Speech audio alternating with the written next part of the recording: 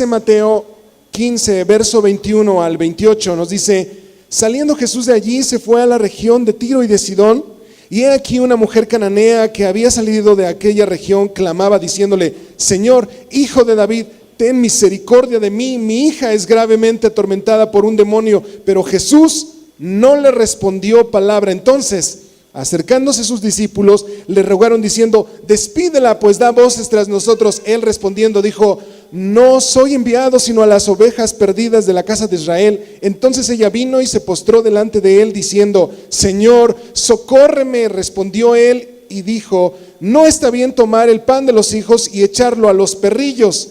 Y ella dijo: sí, Señor, pero aún los perrillos comen de las migajas que caen de la mesa de sus amos. Entonces respondiendo Jesús dijo: oh mujer, grande es tu fe, hágase contigo como quieres. Y su hija fue sanada desde aquella hora. Yo no sé si usted se pueda empezar a imaginar esta historia, pero antes de empezar esto, ¿por qué no cierra sus ojos y le decimos al Señor: Padre, ven, Señor, a tomar el control en este momento, Señor. Ven, Señor, a dar tú, Señor, tu palabra. Señor, sé el mensajero, sé, Señor, tú dando esa palabra, Señor, de vida, llenándonos, Señor. Tú conoces, Señor, a tu iglesia. Tú conoces más que nadie, Señor, nuestro interior, lo que hay dentro, Señor. Y sé que, Señor, tú, Padre, hoy, Señor, estarás hablando a Visión Internacional. La verdadera fe. Cuando empezamos a mirar esta historia, este pasaje, nosotros podemos mirar aquí. Quisiera que usted vaya conmigo en esta historia y que pueda usted entrar dentro de ese tiempo, lo que estaba sucediendo. Dice que Jesús saliendo, Jesús de allí, tal vez nos preguntaríamos de dónde salió Jesús, pero cuando usted va al capítulo anterior, usted se puede dar cuenta que Jesús había estado en Genesaret. Y para los conocedores un poquito de la palabra, de lo que es lo que sucede, le voy a recordar un poquito lo que sucedió allí. Esa historia, allí en Genesaret, antes de que esto sucediera, vinieron ahí escribas y fariseos y le dijeron al Señor un día de reposo porque sus discípulos habían estado comiendo de las espigas.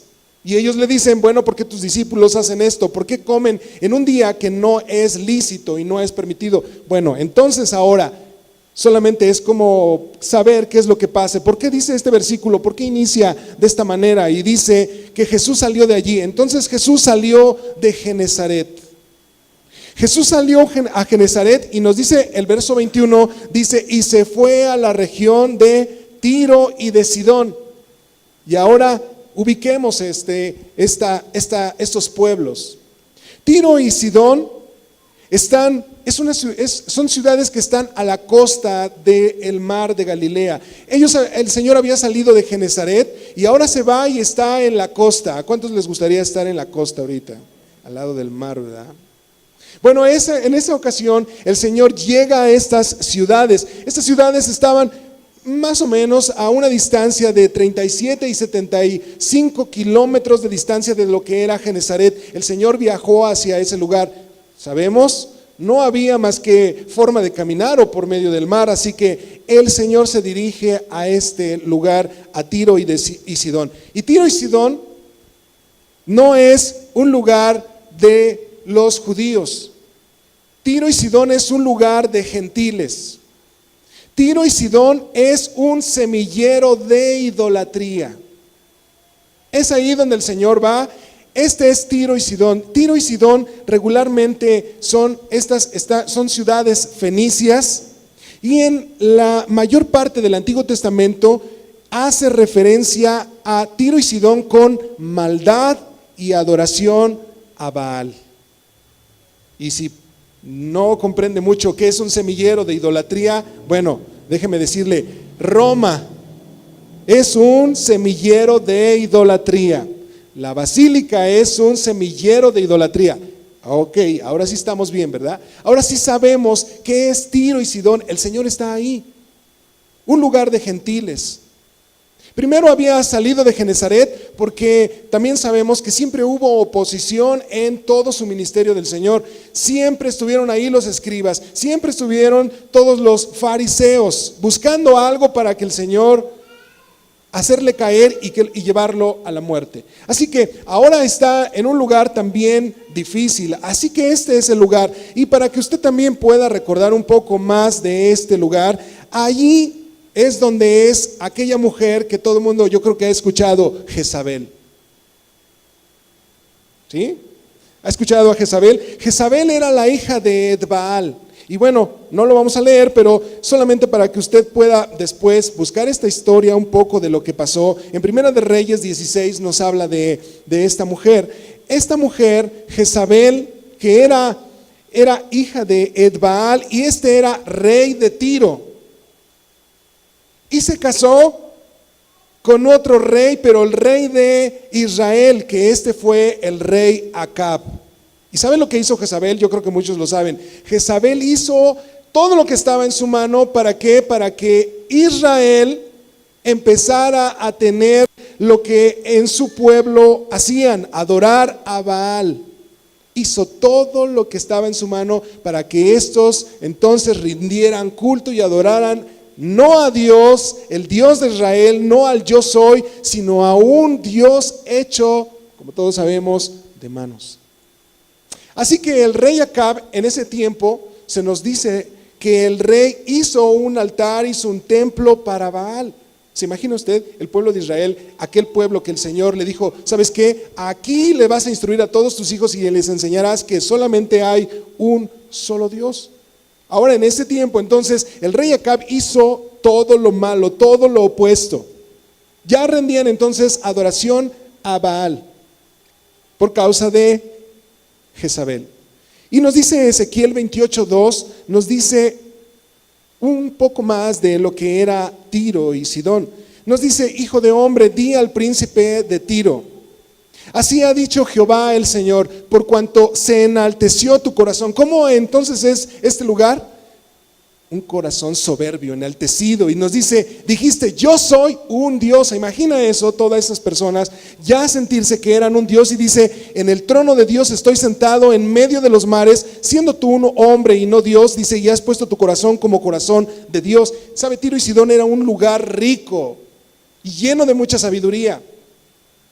Y eso es lo que sucede con muchos cuando empiezan a tener mucha riqueza, cuando ellos empiezan a ser muy sabios en muchas cosas, se olvidan de Dios y piensan que son dioses. Este es el lugar a donde el Señor entonces se dirige. Pero hay un dato más que también Marcos, una de las evangelios que nos da, es una cita paralela a esto, de la misma historia, nos dice en Marcos 7:24, dice, levantándose de allí, ¿de dónde? De Genesaret, recordemos es un paralelo, dice, se fue a la región de Tiro y Sidón y entrando en una casa. ¿Dónde está el Señor? En una casa.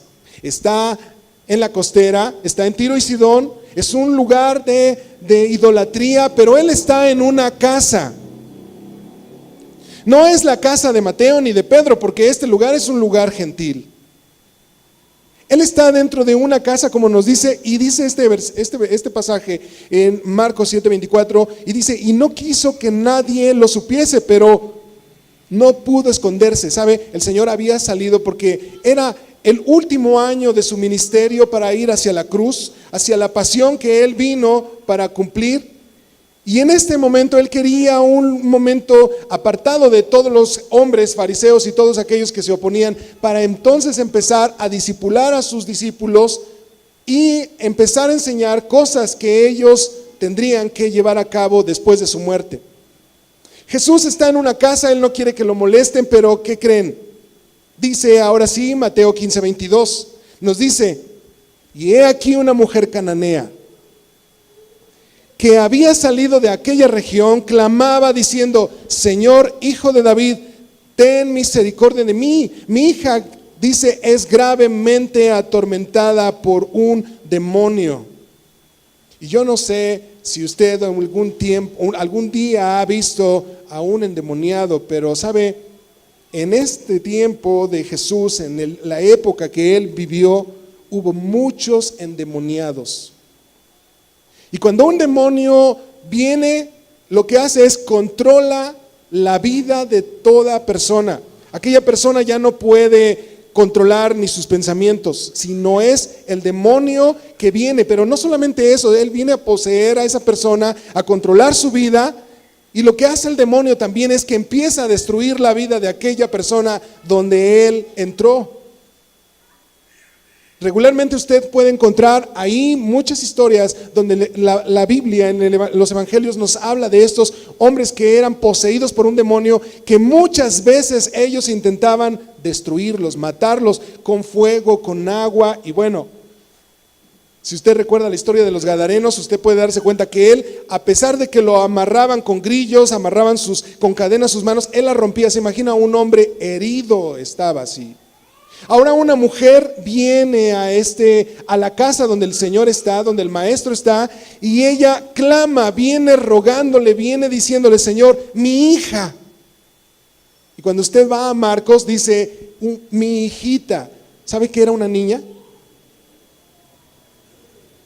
Y alguien podría decir: podría ser que mi hija podría ser poseída por un demonio. ¿Sabe? Por eso muchos, cuando usted no conoce de la palabra y cuando usted observa a las demás familias, observe a una familia que no es cristiana. En su casa solamente se dicen groserías, malas palabras. En su casa solamente se escuchan, y sobre todo hoy, todo el reggaetón, ¿no? Digo, yo he escuchado algunos temas de esos canciones por mi vecina, y de verdad hablan no cosas sanas. Y todos aquellos que los vicios y todo eso, sabe que él está afectando a su hijo. Y cuando crecen los niños, son hasta peores que los padres. Yo creo que es un ambiente, y sabe, estas personas están viviendo ¿en dónde? En un lugar de idolatría, en un lugar donde se adora a Baal, en un lugar donde se hacen sacrificios a Baal. Por eso es que esta niña entonces está en medio, alrededor de un mundo, de todo lo que ella está viviendo, lleno de maldad. Entonces Satanás puede poseer a un niño aún ahí. Esta mujer viene en una necesidad.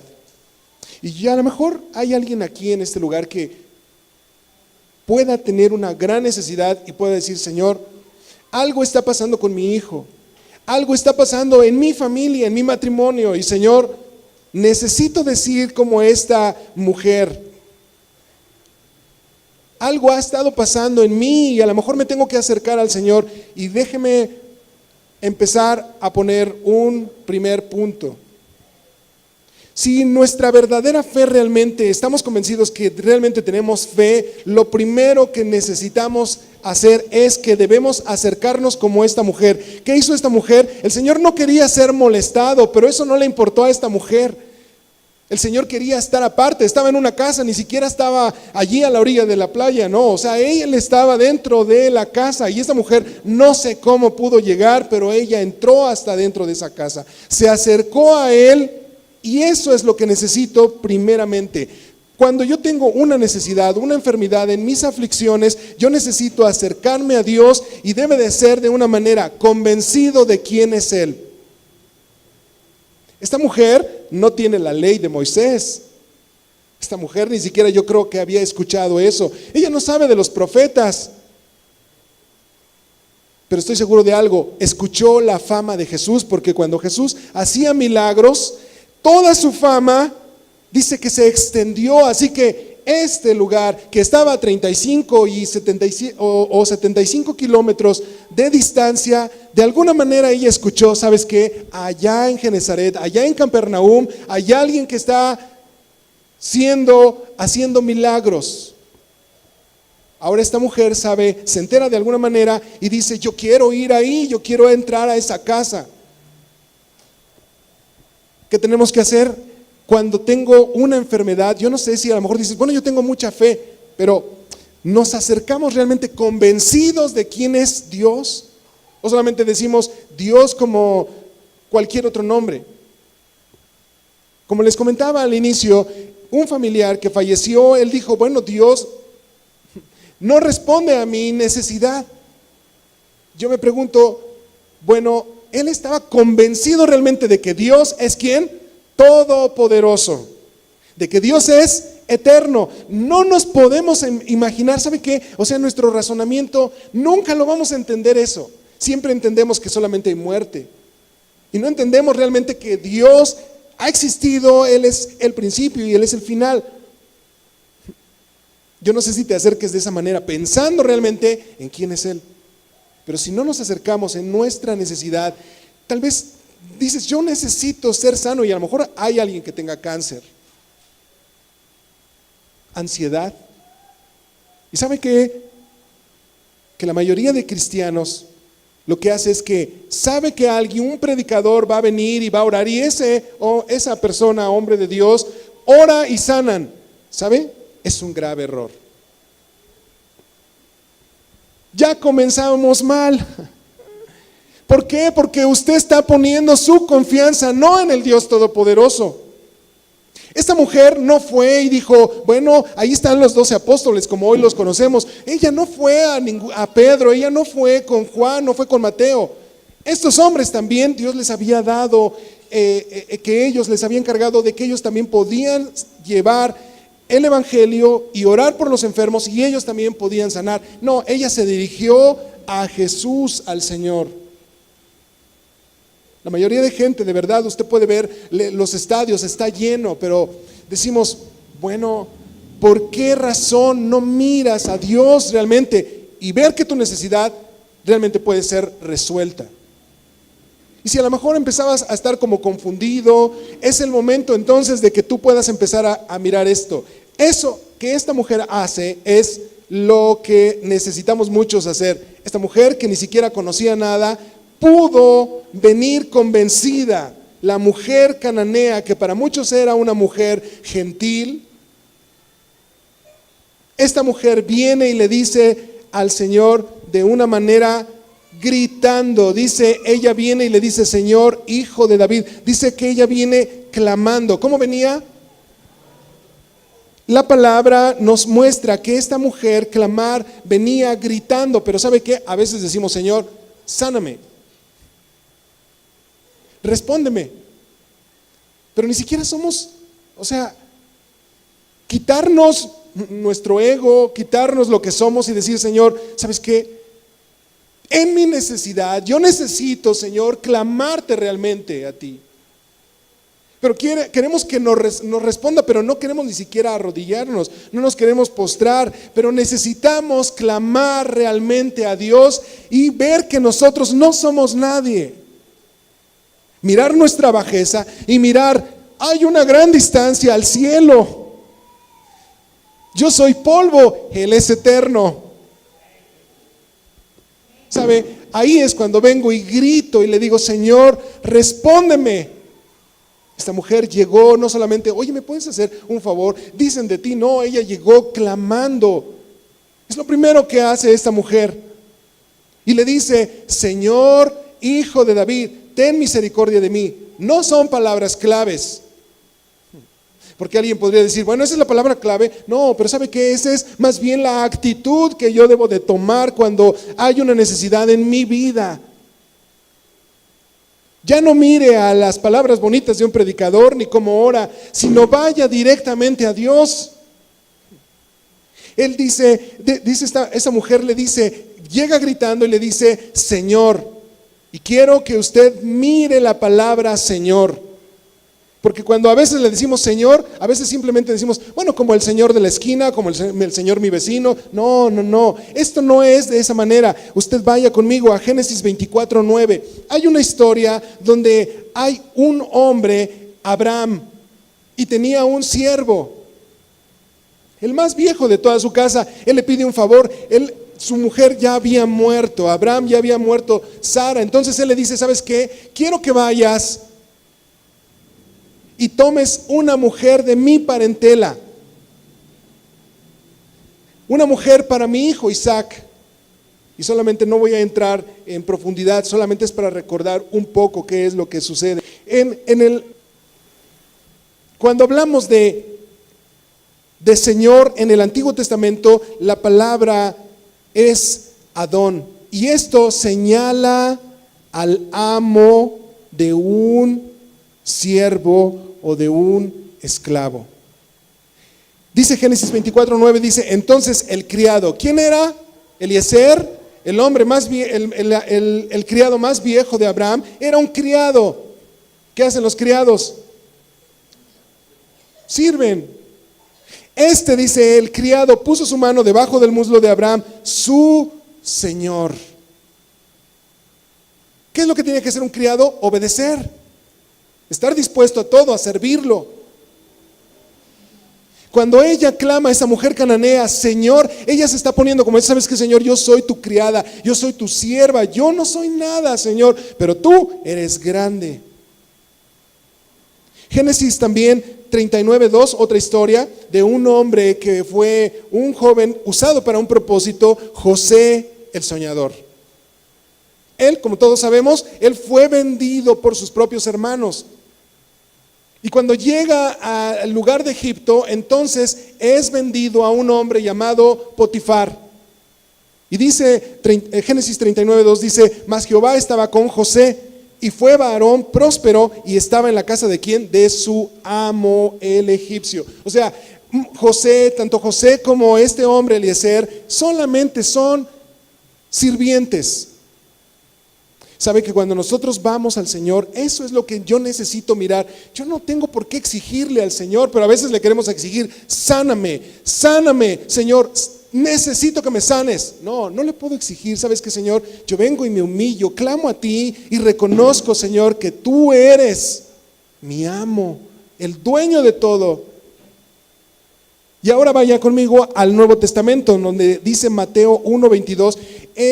Ahora aquí nos habla de la palabra curios. Curios nos habla de la suprema autoridad. Hace referencia a Dios.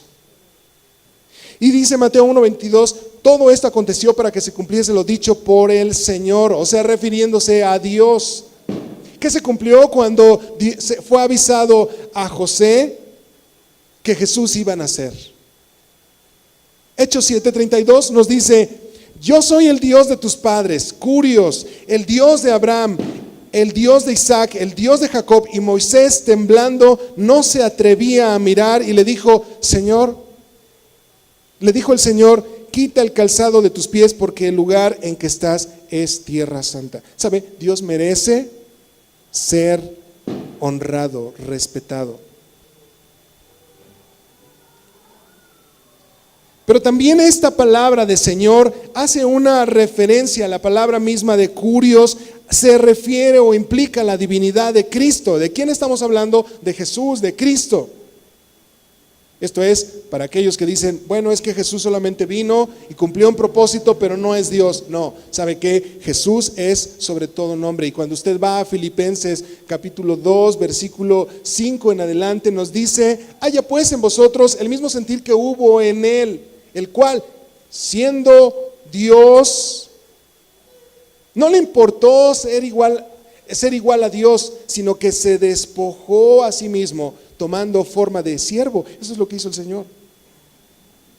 Pero al final de ese pasaje nos dice que Dios le exaltó sobre todo y le puso un nombre que es sobre todo un nombre, para que en el nombre de Jesús se doble toda rodilla. ¿Sabe? Jesucristo es Dios. Esta mujer le dice, Señor, ¿qué? ¿Cuál es la otra palabra? Ten misericordia. Hijo de David, ten misericordia de mí. Le dice, Señor, ten misericordia. Y cuando hablamos de misericordia, quiero llevarle a una cita, a una historia. Porque a veces no entendemos tampoco con profundidad qué es misericordia. Y a lo mejor entendemos, bueno, es compasión. Señor, ten compasión de mí. Pero sabe, hubo un hombre en Génesis también 19, 16. Todo ese capítulo nos habla de un hombre, pero este hombre es Lot. Y si usted sabe, él era sobrino de Abraham. Entonces, él andaba con él, con su tío, y bueno, llegó un momento donde ellos tuvieron que separarse y lo que hizo Lot es que decidió ir hacia la tierra que él veía con una mejor herencia para él. Él lo veía mejor. ¿Qué es lo que hizo Lot? Entonces se fue acercando a Sodoma y Gomorra. Poco a poco fue poniendo sus tiendas hasta entrar dentro de Sodoma. Y todos sabemos qué es lo que sucedió con Sodoma. Sodoma era un lugar así como Tiro y Sidón. Era un lugar de idolatría. Y ahora cuando el Señor viene y va a destruir, Dios va a destruir estas ciudades, entonces lo que hace algo el Señor con Lot. Sabe que Lot por sí mismo él decidió ir a Sodoma y empezó a involucrarse con toda aquella gente. Y ahora nos dice en el verso 19, 16 dice, y deteniéndose él cuando él le había dado ya a Lot el aviso de que iba a ser destruido ese lugar, entonces dice, y deteniéndose él, ¿quién se detuvo? Lot. Yo no sé por qué se detuvo, pero entonces vea lo que hace. Los varones asieron de su mano y de la mano de su mujer y de la mano de sus dos hijas, según que la misericordia de Jehová para con él, y lo sacaron y lo pusieron fuera de la ciudad. ¿Sabe que así es Dios? Lot no merecía que lo sacaran. Él se quiso ir. Así como muchos se van al mundo. Así como muchos se alejan y empiezan a entrar, poner sus tiendas hasta involucrarse en todo lo que es el mundo. Pero la misericordia grande del Señor lo que hizo es que a Lot fue, y aun cuando él se detuvo, él lo que hace es que lo toman de la mano y ahora lo que hacen, no solamente a él, sino a su mujer y a sus dos hijas, y lo que hacen es que lo sacan de ese lugar y lo ponen en un lugar seguro. Eso es la grandeza y la misericordia de Dios que hace con nosotros y lo que hizo con nosotros cuando estábamos afuera. Estábamos perdidos, pero Él tomó nuestra mano y nos llevó a un lugar seguro. No merecemos su misericordia. Dice Éxodo 26, hago mi misericordia a millares, a los que me aman y guardan mis mandamientos. ¿Qué? Dios tiene misericordia. O sea, todo el mundo merecíamos morir. Merecemos morir. Pero ¿sabe qué? Este es un Dios grande. Su misericordia es tan alta que sobrepasa las nubes.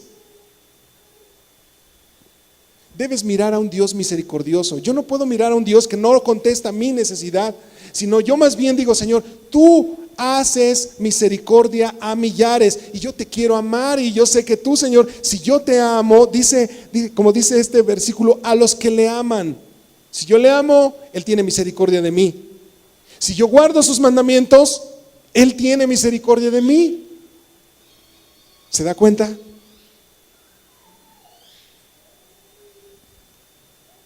Isaías 54:10 también nos dice, porque los montes se moverán. O sea, hoy el dólar puede subir hasta donde quiera. Vendrán los problemas que vengan. Los montes se moverán, dice, y los collados temblarán, pero no se apartará de ti mi misericordia, ni el pacto de mi paz se quebrantará, dijo el Señor. El que tiene, ¿ya lo leyó? El que tiene misericordia de ti, el que tiene misericordia de mí. Venga lo que venga, así cuando venga, bien como en el tiempo que hubo la influenza, ¿se acuerda usted? O sea, todo el mundo estaba espantado, pero ¿sabes qué? O sea, si venga todo eso, ¿sabes qué? El Señor tiene misericordia de quienes, de los que le aman, de los que obedecen su ley. Primera de Pedro 2:10 nos dice, vosotros que en otro tiempo no erais pueblo, pero ahora sois pueblo de Dios, que en otro tiempo no habéis alcanzado misericordia, pero ahora habéis alcanzado misericordia, y eso fue por la gracia de Jesucristo. Usted y yo somos parte del pueblo, porque el pueblo de Israel, ese era el pueblo escogido, pero hoy el Señor hizo un nuevo Israel. ¿Sabe quién fue? Su misericordia. Esta mujer, sin entender muchas cosas, mientras allá en Capernaum, mientras allá en Israel, mientras allá en Judea, todo el mundo menospreciaba al Señor, todo el mundo lo despreció y decía, bueno, tú haces milagros, pero ha de ser por Belcebú. Pero ahora esta mujer no, esta mujer está convencida. Tú eres el Señor, el Hijo de David. ¿Sabe que el Hijo de David, solamente los judíos podrían permitido hacer esto, decir eso? Esta mujer era una gentil, ella no sabía quién era David. Pero ella viene convencida de eso. Ahora, si usted ya se ha acercado convencido de quién es Dios y que Dios es un gran Dios, tiene misericordia. Lo segundo es que debe de entender algo. Tal vez usted ya tiene algunos años que su esposo no es salvo o su esposa no es salva y usted dice, Señor, o sea, yo ya me cansé. Tal vez usted quiera que su hijo pueda convertirse a Cristo. Entonces, lo que necesitamos ver es que Dios prueba nuestra fe. ¿Cómo es la verdadera fe? La verdadera fe, primeramente, es aquel que se acerca convencido de quién es Dios. Y lo segundo es que yo tengo que entender que Dios prueba mi fe. No es simplemente decir, vino alguien y va a orar y vas a ser sanado. Bueno, ¿sabes qué? Si el Señor ya probó tu fe, vas a ser sanado. Y si es su voluntad, va a ser así. Pero ¿sabe qué? Que el Señor prueba nuestra fe. Ahora sucede esto. Versículo 23 de Mateo dice, pero Jesús, después de que esta mujer gritó, clamó, le expuso lo que ella tenía, dice, pero Jesús, ¿qué hizo? A ver, alguien dígalo fuerte. ¿Qué hizo Jesús? ¿Sí o no? A veces decimos, te estoy clamando y no me respondes.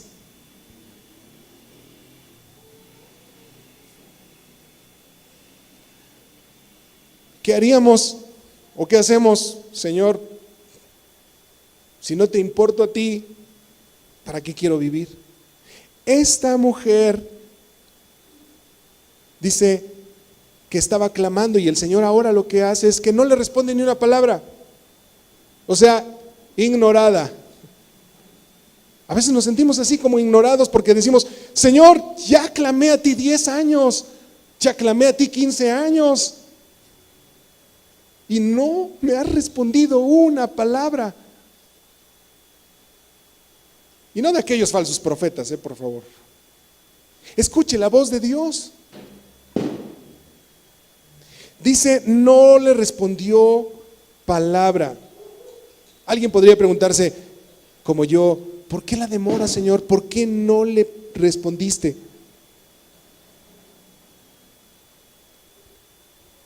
Juan 6:5 nos habla de un pasaje también acerca de la fe. Había llegado la multitud a donde estaba el Señor. Y fue en aquella ocasión cuando el Señor convirtió muchos panes, le dio de comer a mucha gente con pocos panes y con pocos peces. Pero antes de eso, vea lo que dice Juan 6:5, cuando alzó Jesús los ojos y vio que había venido a él gran multitud, le dijo a Felipe, ¿quién es? Un discípulo, uno de los apóstoles, le dice, ¿de dónde compraremos pan para que coman estos? Dios preguntándole, Jesús diciéndole, ¿de dónde vamos a comprar? Felipe, o sea, usted puede decir, ¿cómo? ¿Por qué le dice eso? ¿Acaso Jesús le faltaba la fe? No, Jesús nunca le faltó la fe. Pero ¿sabe por qué lo dice? Dice, pero esto, ¿qué dice? Decía para probarle. Porque él sabía que Jesús sabía lo que había de hacer. ¿Sabe? Jesús sabe lo que va a hacer en tu vida. Pero solamente sabe que está probándonos. Y te puede decir, oye, ¿y de dónde vas a sacar para la operación? ¿No tienes dinero?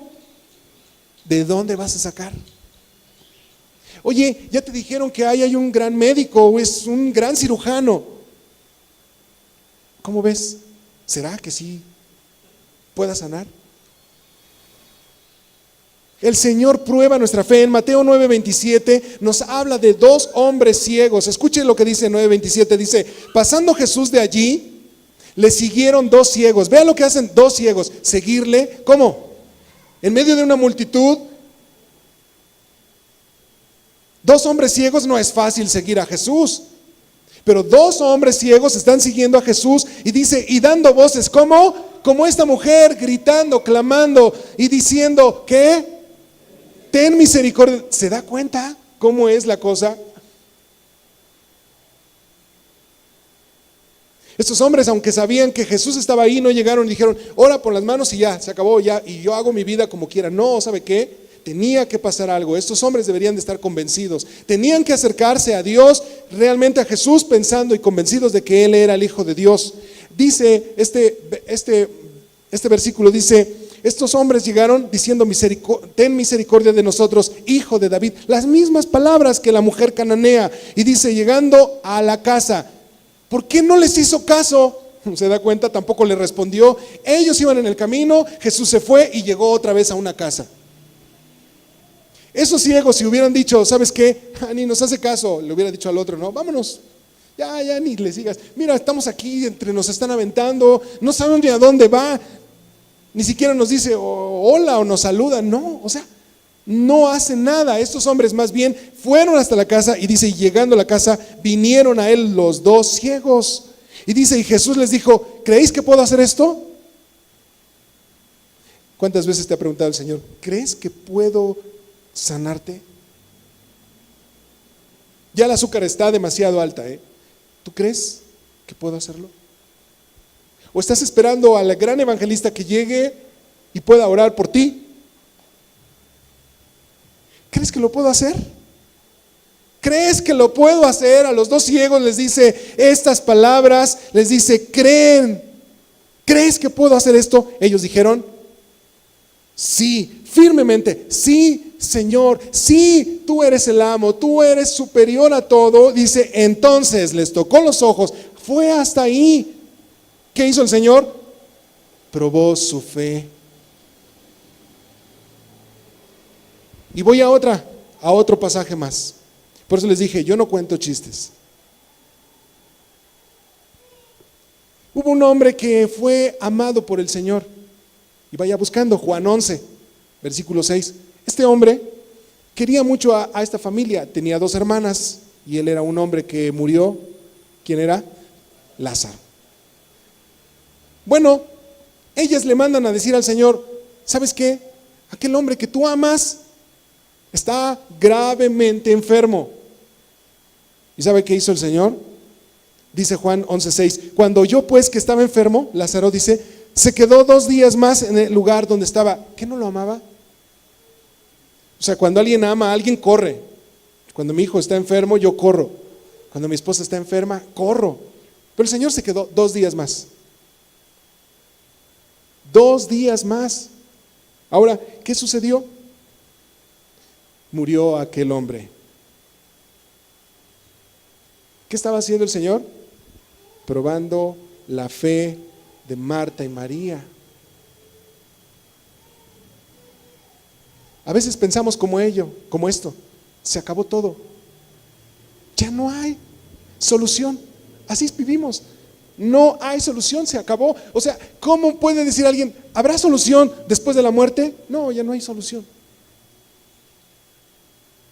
Pero entonces el Señor fue a aquel lugar y vea lo que dice el verso 11, capítulo 11, 14, dice, entonces Jesús les dijo claramente, Lázaro ha muerto. El Señor lo sabía y dice, y me alegro. ¿Se imagina eso? ¿Cómo que te alegra, Señor? O sea, te alegra, Señor, de que me está lloviendo y me están dando y sigo enfermo y ahora ya hasta mi perro se enfermó. Y tú te alegras de eso, Señor. No comprendo, Señor. Dice, y me alegro por vosotros, dice, de no haber estado allí. ¿Para qué? Para que creáis. ¿Por qué el Señor nos hace esperar tanto? Para que creamos, para que haya una verdadera fe. No puedes decir que tienes fe donde no has creído, donde no hemos puesto la confianza realmente en quien debe de ser. Dejemos entonces de poner la confianza en los hombres. y miremos realmente en quién es posible que Él pueda levantar a los muertos. Entonces Jesús fue allá, como lo sabemos, y ¿qué es lo que hizo? Llegó a aquel lugar donde estaba Marta y María y dice, ya llevaba 4 días de muerto, o sea, ya no había nada, ya todo el mundo estaba pues consolando todavía a Marta y a María, pero el Señor, ¿sabe qué es lo que hizo? Lo resucitó.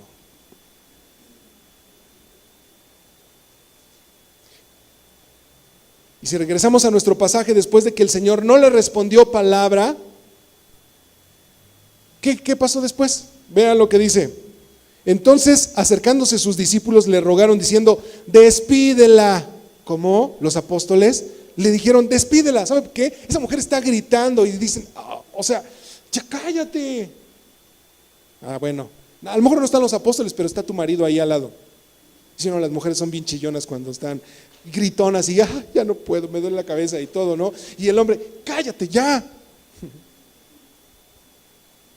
Bueno, hagan de cuenta que aquí, bueno, ahora están todos los dos. ¿Sabes qué, Señor? Despídela, pues da voces tras nosotros. Ya, Señor, nos tiene harto esta mujer.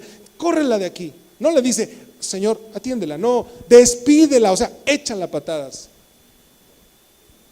Es una mujer cananea, es una mujer que no vive conforme a lo que nosotros creemos. Y ahora vea lo que hace el Señor. Esa mujer, imagínense en su aflicción, en su dolor, y dice el verso 24, Él respondiendo, Jesús, dijo, no soy enviado sino a las ovejas perdidas de la casa de Israel. Sigue el Señor ignorando a esta mujer. Él le contesta a sus discípulos, no le contesta a la mujer. Él les dice, espera, momento, ¿cómo que la despide? Yo no vine, sino más bien fui enviado a las ovejas perdidas, a Israel. Y usted y yo necesitamos entender eso. Jesús vino a eso, Jesús vino a las ovejas perdidas. Pero después, más adelante, el Señor dio instrucciones a sus discípulos en Mateo 10:5. De hecho, Él dice, en Mateo 10:5 dice, da instrucciones a sus discípulos que vayan ellos, dice, por camino de gentiles no vayan. Y en ciudades samaritanos no entren, sino id primero a las ovejas perdidas. Jesús no vino para predicarle a todas las naciones. Eso era un trabajo de los apóstoles.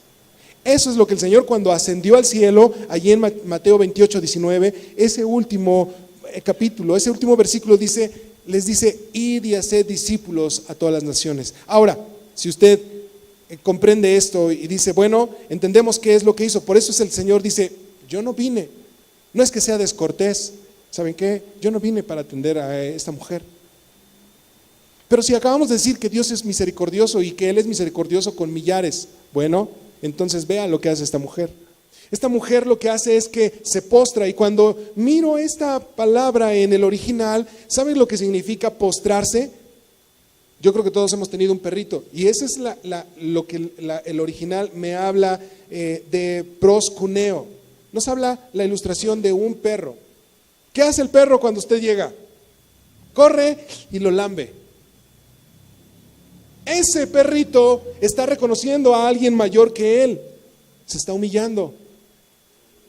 Eso es como debemos venir con el Maestro. Eso es lo que esa mujer hace, se postra. Yo necesito venir al Señor y mirarlo a Él para adorarle, para darle reverencia.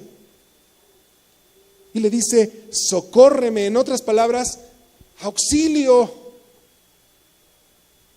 Ya me ignoraste, ya no me respondiste ni una palabra, pero ¿sabes qué? Auxilio, socórreme. Tal vez llegaste a los primeros pasos, pero hace falta a lo mejor decirle al Señor, ¿sabes qué, Señor? Me vengo y me postro.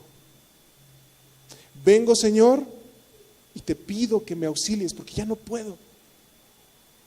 Ya fui a muchos lugares, a muchos médicos, ya me atendieron en donde sea, he invertido mucho dinero, pero ¿sabes qué, Señor? Yo no, pero yo reconozco ahora que tú puedes hacerlo. Y ahora sí, entonces respondiendo él, ahora sí respondió el Señor. Hasta no sé cuándo respondió y dice, No está bien tomar el pan de los hijos y echarlo a los perrillos. Oh, ¿por qué me respondes de esa manera? O sea, ahora le dijo perrillo. ¿Sí o no? Aquellos que se creen dirían, o sea, Los israelitas utilizaban la palabra perro en referencia a los gentiles. ¿Qué es esta mujer? Una gentil. En Levíticos 11:27 nos habla de que el perro era un animal inmundo. Por eso es que se referían a los gentiles como perros, porque decían, son inmundos.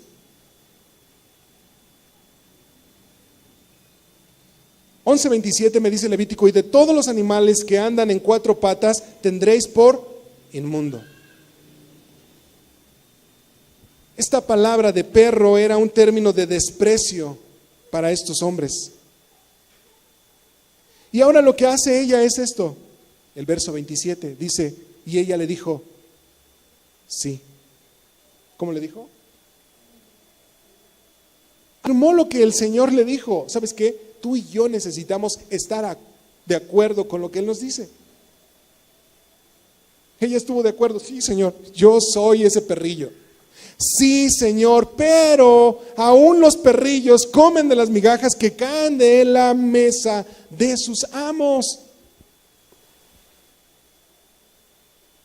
La mujer notó algo. La mujer notó que no le dijo, eres una perra o eres un perro. No usó ese término. Sino nota algo y dijo perrillo. Y sabe que cuando, era utilizada la perro en la palabra común, un perro corriente era con.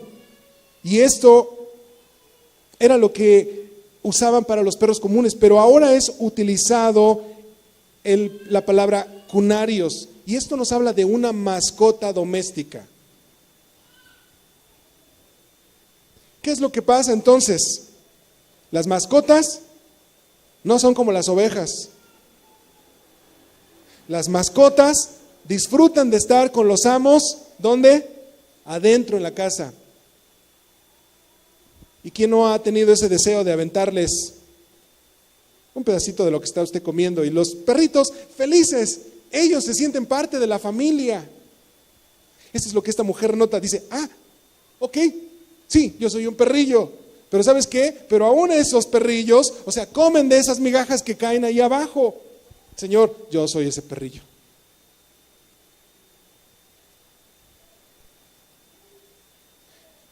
Esta mujer lo que hace es que acepta lo que Jesús le dice. Y ella manifiesta más bien a través de esto, sí, estoy de acuerdo. Ella no dice como muchos diríamos, ¿pero por qué? ¿No? Ese es como el clásico todos. ¿Pero por qué? ¿Que no voy y ministro? ¿Que no estoy diario en la oración? ¿Por qué me dices eso? ¿Por qué lo haces? No, más bien esta mujer lo que hace es que muestra su actitud humilde, de humillación. Y lo que es, el último versículo nos dice, el 28, entonces, ¿cuándo? Entonces, cuando estoy de acuerdo con Él, cuando yo ya pasé por la prueba, cuando estoy convencido de que Él lo puede hacer, cuando yo le demostré a Dios que sé que Él lo puede hacer. No antes. Entonces, respondiendo dijo, oh mujer, grande es tu fe. Hágase contigo como quieres. Y dice, y su hija fue sanada desde aquella hora. Wow. Ni su hija estaba ahí. Fue sola. Marcos 7:30 dice que cuando llegó, ahora Marcos nos da un poco más de luz. ¿Qué es lo que sucedió? Porque alguien podría quedarse, ¿y qué pasó? Ya dice aquí que fue sanada desde esa hora, pero ¿sabe qué? La continuación en Marcos 7:30 nos dice, y cuando llegó ella a su casa, ahora llegó a ese lugar donde estaba su hija y dice, halló que el demonio había salido y la hija acostada en cama. Eso es lo que hace el Señor. Transforma, renueva todo. ¿Cuánta fue su fe de esa mujer? Creyó sus palabras. No dijo, ¿en verdad ya la sanaste? Déjame mandar a alguien para que ver si es verdad, déjame comprobarlo. No lo hizo. Pero nosotros somos, bueno, Señor, ya me sanaste, pero necesito ir a otros estudios para que entonces compruebe realmente que sí estoy sano. No. Debes de levantarte y creerlo. Porque cuando Él lo dice, es así. Porque su palabra tiene poder. Ya no mires a un hombre, mira a Dios. El Salmo 12, versículo 1, y memorice este pasaje. Salmo 12, 1 dice: alzaré mis ojos a los montes. ¿De dónde viene mi socorro? Mi socorro viene de Jehová. ¿Quién hizo los cielos y la tierra? No cualquiera. El que hizo los cielos y la tierra. Ahí es donde entonces necesito mirar, poner mis ojos, necesito alzar mis ojos hacia el cielo. Mira allá arriba. Ya no me veas ni a mí. No mires a cada hombre que está aquí. Mira hacia arriba. Y quiero terminar con esto. Se dice que un barco naufragó cerca de una pequeña isla y solamente un sobreviviente quedó de aquel barco. Como pudo, este hombre llegó hasta aquella isla. Aquella isla estaba desierta. Y lo que empezó es que empezó a orar, porque esa persona era una persona como tú y yo, cristiana. Y esa persona empezó a orar y pedirle a Dios: ¿sabes qué? Estoy aquí en esta isla solo, una isla perdida, y necesito que me traigas a alguien. Envía un barco, envía a alguien para que me pueda rescatar. Y eso lo hizo durante muchos días. Y cada mañana él salía a la orilla del mar y lo que hacía es que volteaba para un lado, volteaba para el otro lado, esperando alguna señal de algún barco. Pero nunca sucedía nada. Entonces él, ya exhausto, cansado, empezó a construir ahora pues un pequeño refugio. Y lo que hace es que él lo construye para ahora guardarse de el viento, del sol, de la lluvia. Y como pudo, pues llevó algunas cosas de las que pudo rescatar que le pertenecían a él, las puso en ese lugar. Y un día salió él pues para explorar la isla y fue a traer comida, pero un día antes, una noche antes, pues él había prendido una fogata. Y al otro día, cuando salió para ir a buscar comida, él regresa. ¿Y qué creen? Que su pequeño refugio estaba quemado. Con aquella fogata que él había prendido una noche antes, se quemó. Se quemó, entonces se fueron, estaba el humo que estaba saliendo de ese lugar, era todos sus sueños acabados, todas sus esperanzas, ya no tenía refugio, estaba solo. Y entonces dijo algo que usted y yo a lo mejor hemos dicho muchas veces: ¿por qué, Señor, a mí? ¿Lo ha dicho? Cuando ella dice: no, Dios, ¿por qué a mí? ¿Por qué a mí? Y ese hombre se quedó dormido, decepcionado, derrotado. Y por la mañana lo despertó un ruido. Y despertó y miró, y había un barco. Y cuando ya estaba en el barco les dijo: ¿cómo pudieron llegar? Y les dijo: ¿sabes qué? Es que en la noche hubo una señal, hubo un humo que vimos a lo lejos, y eso fue lo que nos hizo venir hacia este lugar. ¿Sabes qué? Que a veces cuando sentimos que todo se acabó y que todo está quemado, ese es el humo de la señal que está llegando al cielo.